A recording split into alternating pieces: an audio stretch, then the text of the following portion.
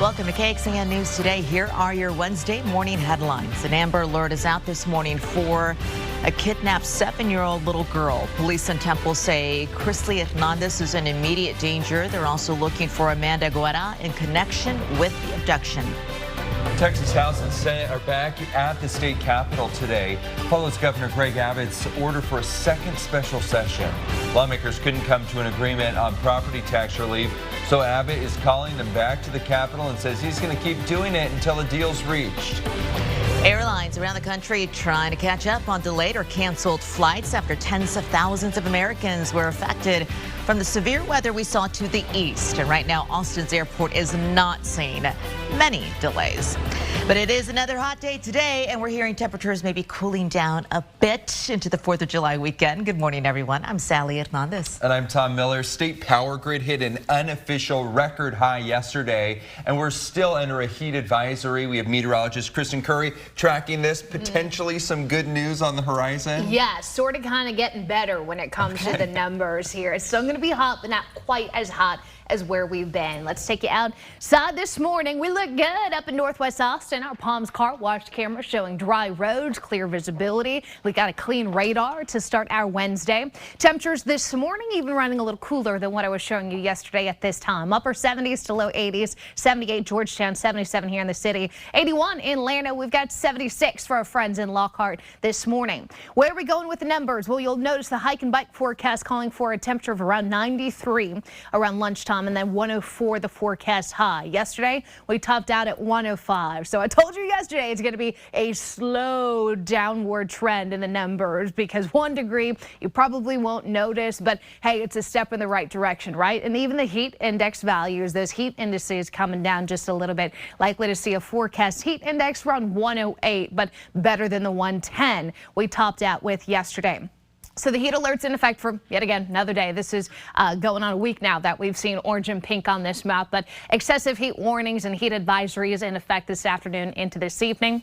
Coming up, I'm going to time out that downward trend in these temperatures, tell you when we eventually actually fall below the century mark.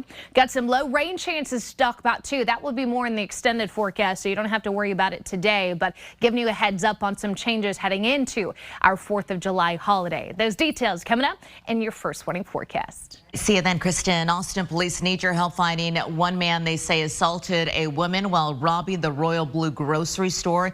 This happened last week on Brazos Street. Austin police can't actively patrol downtown like it used to, as it is working to fill hundreds of vacancies. So businesses are taking security measures into their own hands. KXAN's Brianna Hollis explains how some businesses tried to fix the problem.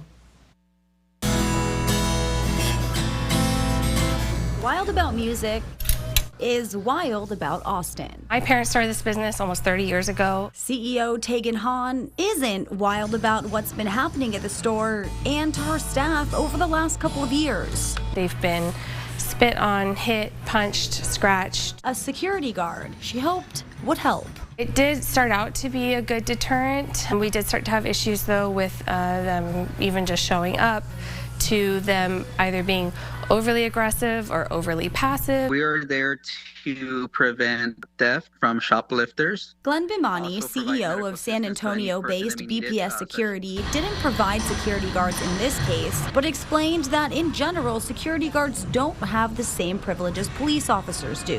For example, when it comes to using force, they have to abide by the same rules everyone else does when defending people or property. We're allowed to use the minimum force necessary to stop the threat. You can't be arrested even though you're a security guard. That does not protect us in any way. Beyond that, he says rules for security guards vary by security company. A lot of security companies will terminate an employee for using force. Hahn says security was ultimately too expensive and too much of a liability. All we really want to do is create a fun and safe environment. It's just so hard to not be able to snap your fingers and fix it for them. Brianna Hollis, KXAN News. Austin police say that security guards primarily serve as a visual deterrent. The department says guards are typically most successful when they have their head on a swivel and they're noticing more crime in action than regular staff members. Going in depth this month, city leaders gave an update on the Safer 6th Street initiative.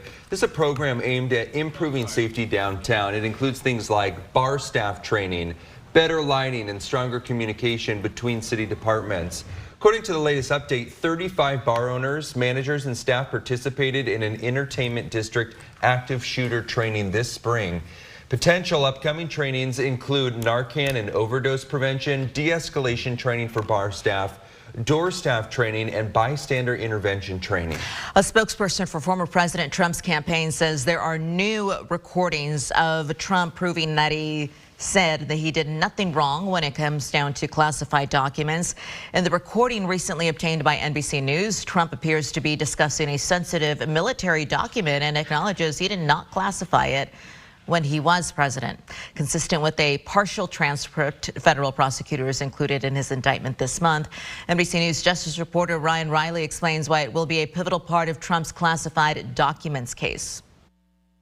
This is pretty, I think, damning audio for him overall, and it'll really be a major part of the prosecution's case going forward. And I think especially when jurors hear that and hear the various explanations, presuming it ever would get to that point, it's something that is going to be pretty tough, I think, for a defense team to rebut.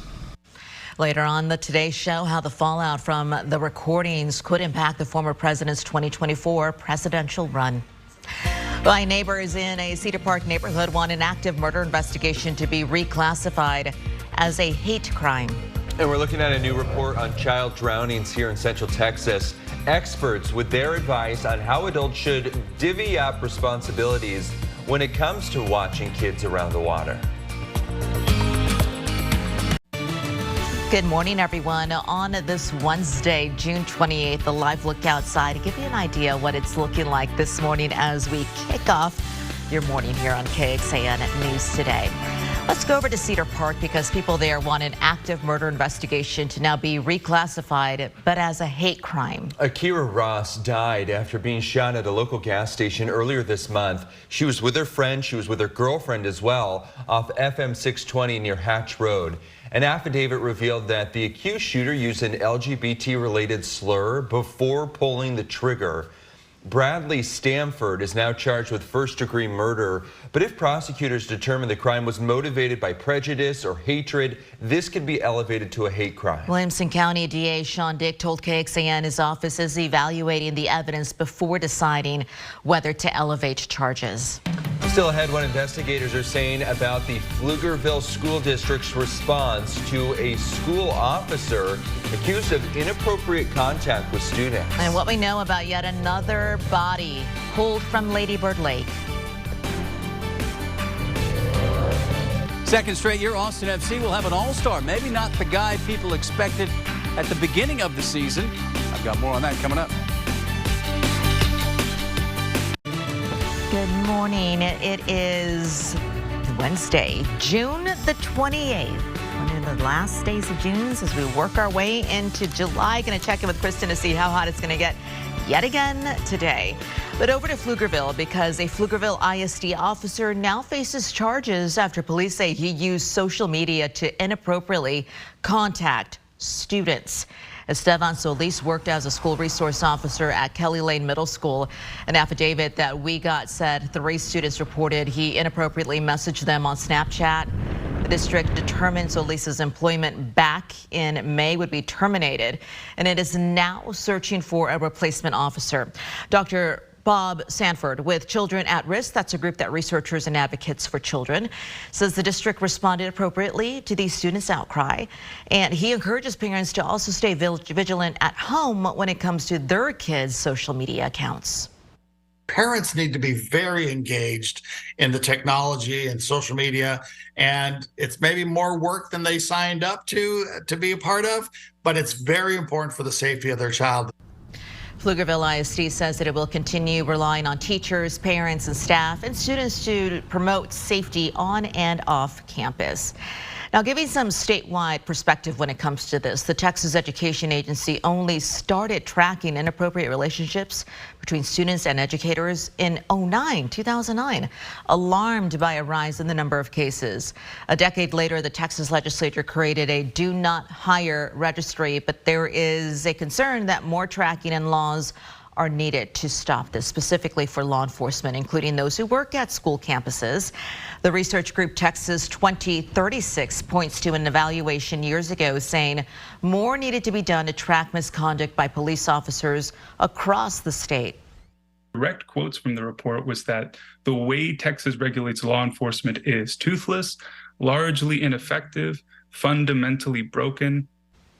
Lawmakers just passed new minimum standards for the Texas Commission on Law Enforcement in the regular session, which would include creating a database that the public, you, can search to track officer misconduct. However, it could be at least a year before that type of public system across all departments is up and running. Doctors across the country are continuing to track malaria cases in Texas and Florida. The Centers for Disease Control says it's the first time in 20 years malaria has spread stateside from cases that started here. Yeah, the good news is all 5 patients have received treatment. They are recovering, but the CDC is warning doctors to be on the lookout for symptoms of millions of Americans as they prepare to spend their summer days outside. We need physicians to understand that they should have some suspicion for malaria, and it's not difficult to diagnose and it's not difficult to treat. And the people that die are people that do not get treated in time. And hear more from the infectious disease specialist that you heard from there and what doctors should watch out for on the Today Show. Wheel of Fortune is entering a new era. Ryan Seacrest is going to take over as host of the game show after longtime host Pat Sajak retires at the end of next season. Seacrest signed a multi-year agreement to host the show starting next year. He's going to also serve as a consulting producer. Seacrest wrote he is humbled to be stepping into the footsteps of the legendary Pat Sajak, and he looks forward to learning everything he can from him. This guy's everywhere. Truly. Everywhere, right? Started on American Idol, at least that we know of, from the national stage, and then it's just grown and grown and grown. I know. I was sort of surprised to see this, but as I thought about it more, I'm like, it makes sense. It does, This is the guy for the big stage. He's talented. He really is. But between, Live with Kelly and Ryan, the ball drop on New Year's Eve, this guy has more than 24 hours in a day, I tell you. Let me show you what's going on with your forecast here, because a live look outside shows us quiet conditions on a rock and dirt yard camera there down in Buda. Temperatures across Hayes County in those mid-70s. We've got most of the area in those upper 70s to low 80s. 80 in LaGrange, 78 Georgetown, 79 in Atlanta. Really, everybody feeling good this morning. Temperatures, like I said, just a little bit cooler than what we had at this time yesterday. And we're going to continue to see a slight cooling trend heading into the later part of this week. Your air quality is going to go back and forth between good and moderate today. Still have some of that particulate matter down here at the ground, but no alerts in effect for air quality for us. We do have a forecast high of 104, so it's still going to be a dangerous heat if we're not taking those heat safety precautions. I'm not expecting us to break the record. That stands at 106, last set back in 2013. But we've got south winds 15 miles per hour, plenty of sunshine to help get those temperatures up. Heat indices, I should say, as far as the forecast goes, anywhere from about 103 to 108 is where I expect us to be. Maybe closing in on 110 in spots up towards the north, but in general, our heat indices are coming down as a little bit more of that humidity mixes out. So your heat advisories are in place from 1 p.m. to 9 p.m. Excessive heat warnings run us through 8 p.m. for Milam, Lampasas, and Santapa County, but we'll likely see that excessive heat warning get dropped, at least for portions of Milam County, and then turned into and come down to a heat advisory for tomorrow up north. So trending in the right direction as this high pressure system weakens and gets further away from us. This will be through the next 24 hours. I'm expecting it to break down Friday into this weekend, and that helps bring our temperatures down to about 100 and also opens the door for a few spotty storm. So in the short term, it's still going to be miserably hot, 101 to 104, mostly sunny and dry. But getting into the weekend, we start to see our weather transition, especially towards the later part of Sunday, where we have an isolated storm chance, mainly in the hill country at 10%. Forecast highs drop to the upper 90s, much closer to normal for this time of year. Then we do have some spotty showers and storms possible Monday into Tuesday. Not a washout, just a few afternoon and evening pop-up storms that we'll need to watch for. And then you'll notice the afternoon the morning lows not moving a whole lot, mid to upper 70s for as far as we can see. Thank you, Kristen. Travis County leaders are once again sounding the alarm about the increasing number of overdose deaths. And now they're focusing on a group that they say needs more help. It's people leaving jail when they get out. Diving into the most recent medical examiner's report, we can tell you that Travis County found nearly a quarter of people who died of accidental drug overdoses in 2022 had been in jail at least once the year before. Now, county staff say people leaving jail are 8 times more likely than the general public to accidentally overdose and die. And county commissioners hope there is a solution. You can't just drop your addiction because you got arrested or because someone told you so. And so we have to do everything we can to have treatment available, to have medicines available. The sheriff's office is looking up the number of Narcan doses that they hand out to people when they get out of jail and better connect people with health care. Travis County is also working on a mental health diversion center.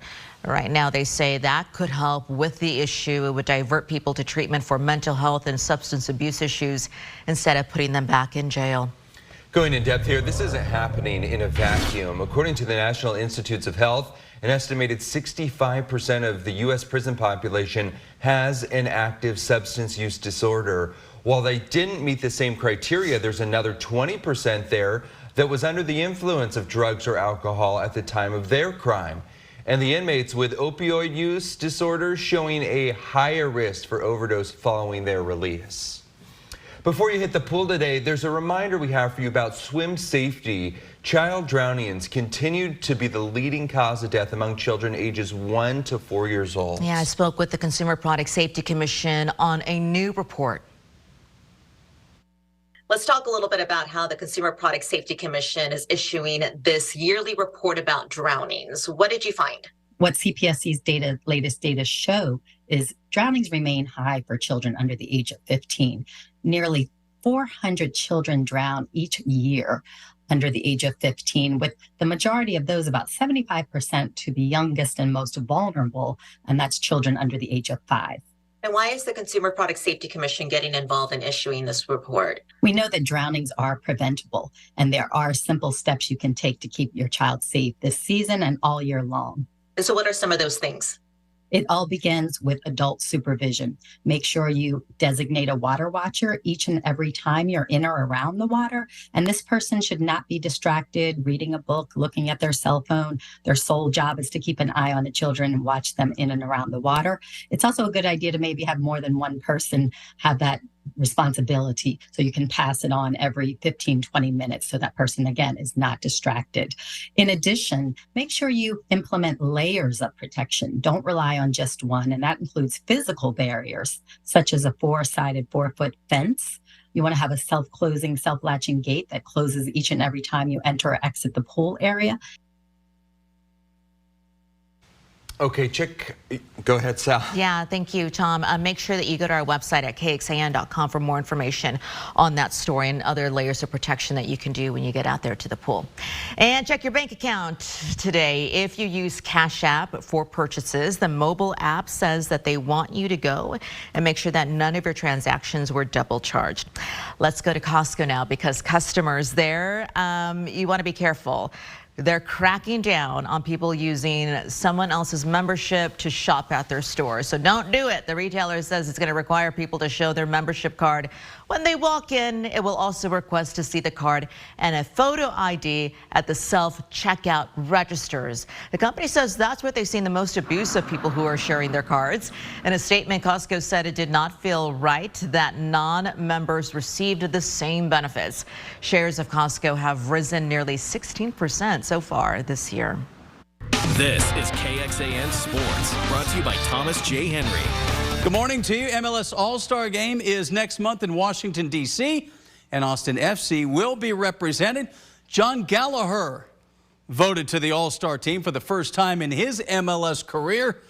The Austin FC defender off to a great start. 5 goals, leads the team as well. They're trying to rally here in the second half with back-to-back wins.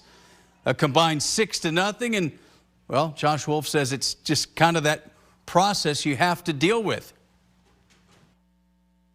Live by the statement, you don't get to pick and choose, which plays are going to lead to actual goals. And I really do believe that. It's getting these guys to fully commit and buy into every play matters, because you just don't know which one's going to lead to something good or which one can put you in a bit of trouble. So, that's the responsibility that we try to approach training with, that we try to approach games with. That's part of our process. And, I think that consistency that we have now in the last couple of performances bodes well. But it takes work, it takes focus, it takes commitment, and ultimately execution from all parties, players, coaches, and everybody in between. But, we got to keep pushing forward. It's 2 games, 2 wins. We got like 15 left, so we got to keep moving up the table. Yeah, 15 left, and the next 3 on the road, beginning Saturday night in Miami. Thanks for joining KXAN News today. You can also listen to KXAN News Nightly every weekday after 5:30 p.m. for in-depth coverage on what matters most to you.